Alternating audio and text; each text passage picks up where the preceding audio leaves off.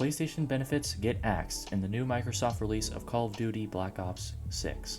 Of course, the game is going to be released in October. We're going to get into all the dates on the beta and such, but the main story of this is still the fact that COD 6 is going to be a big middle finger to PlayStation players, as Microsoft has purchased Activision Blizzard, meaning that PlayStation players are going to get some backlog from this. So let's get into the main story. The main story is that beta has officially released via the early access dates have been released and posted on Xbox's website via Charlie Intel and the Black Ops podcast. Early access beta will be from August 30th to September 4th. Open beta will be September 6th to September 9th. Full game will be released on October 25th. This release date is a little bit surprising considering that the common trend with Call of Duty games is that they string together their betas and full game releases very, very coincidentally. They're very, very quick. Battlegrounds, Call of Duty Battlegrounds, its beta was released, and then after the beta ended, a week later, the full game released. This is almost an entire month, more than an entire month after the beta is over. This kind of is weird how they're taking an entire month, maybe because the whole Activision Blizzard consolidation with Microsoft thing is taking a month to figure out the Game Pass. We'll get into Game Pass a little bit later.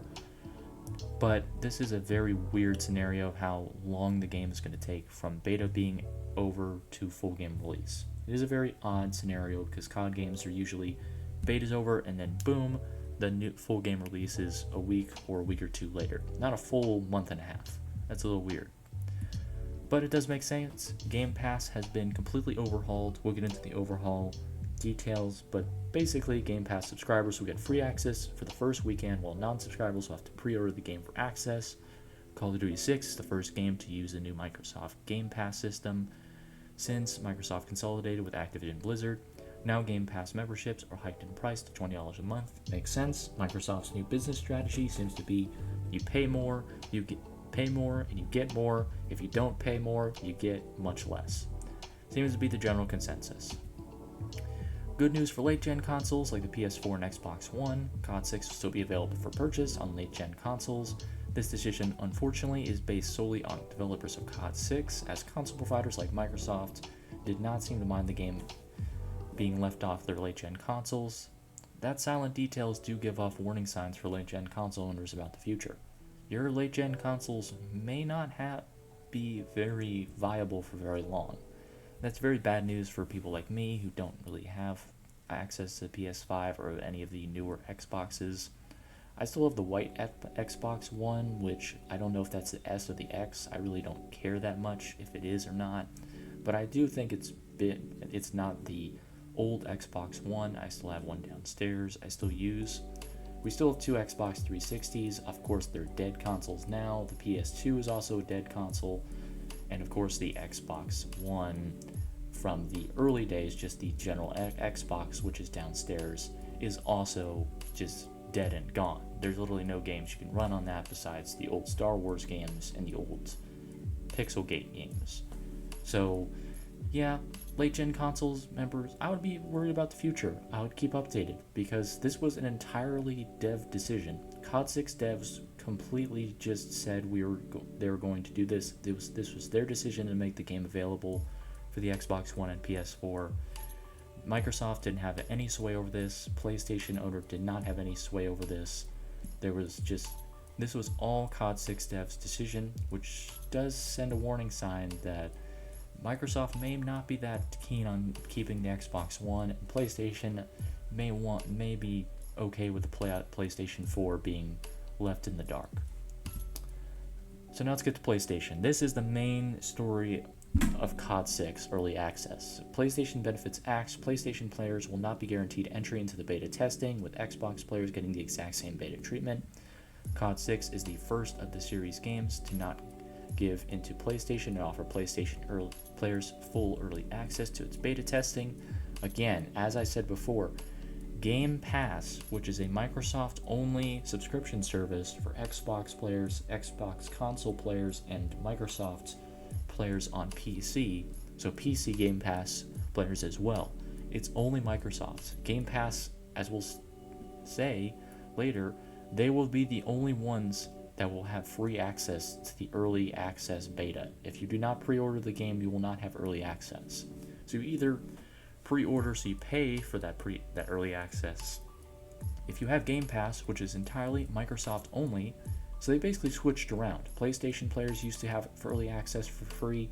Now if you're a paid subscription to Game Pass, which is Microsoft only, now you're the ones that get free access only. So basically no one is getting this for free. Early access used to be free for PlayStation players.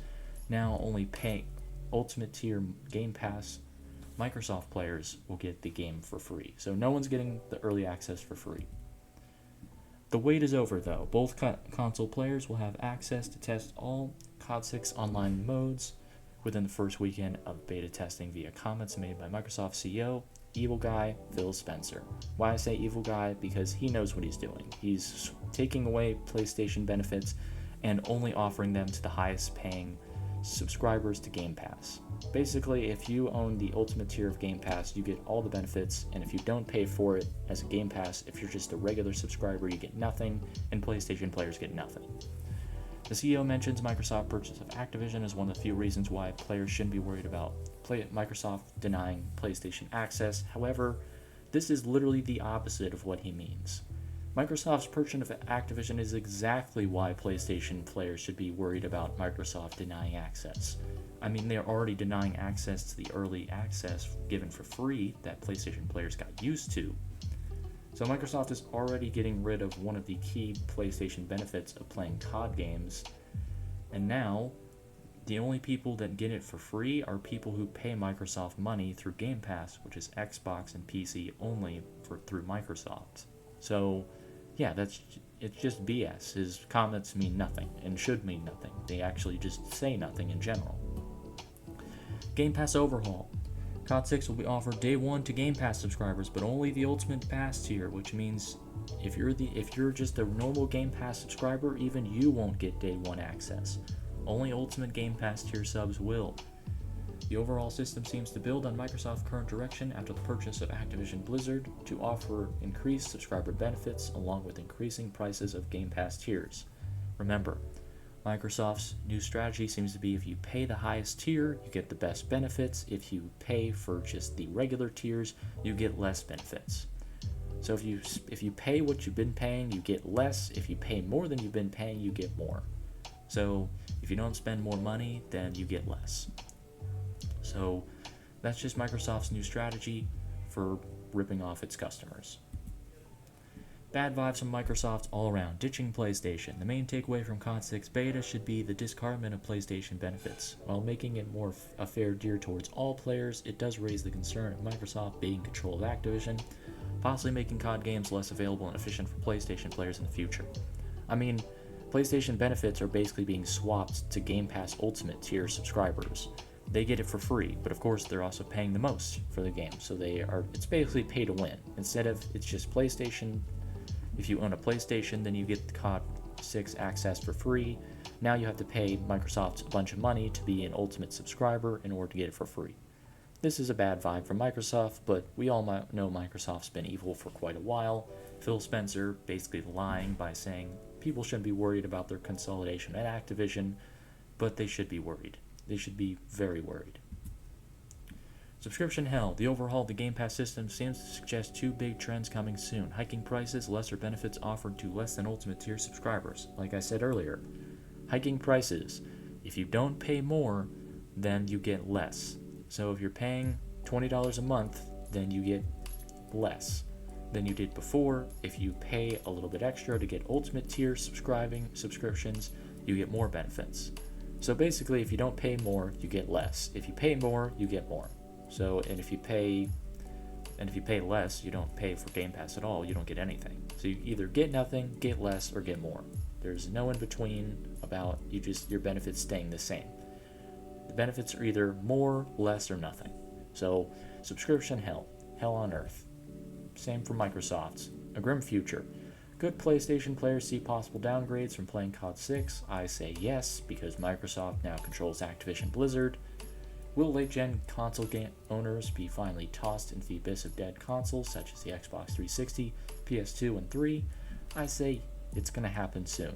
I don't think it's going to happen right now, but I would say possibly 2026 will be the year where PS2 and 3 and Xbox 360s, PS4. I think the PS4 and Xbox One, the original Xbox One, is going to be a dead console. They're going to be both dead consoles in 2026. Why I don't say 2025? Because it just seems like a bad year to make late-gen consoles. It seems too early to make them dead consoles, but at the same time, it is Microsoft, they're evil, but I don't believe PlayStation wants to ditch the PS4 just yet. As the PS5 is still pretty new, they don't really want to ditch the PS4 players just yet, as that still is their main base for right now, but in the future, definitely could see Microsoft and PlayStation just ditching late-gen consoles entirely. But it does mean that game devs are paying attention to this. COD 6 devs are the only reason for why late-gen consoles did not get screwed out of this deal. But again, it isn't Microsoft saving their next-gen console. They don't care about late-gen consoles. Microsoft doesn't care. PlayStation may care a little bit more since PlayStation 5 is still relatively new. But it does seem to be in the game devs' hands regarding late-gen consoles. So Microsoft is definitely becoming more grim, and it seems like late-gen console owners may want to just start thinking about their options in the future. Alright, that's going to be it for this news segment. Thank you guys so much for watching. Like if you like, dislike if you don't, subscribe if you like it. I'll see you guys next time. Toodaloo, have a blessed day.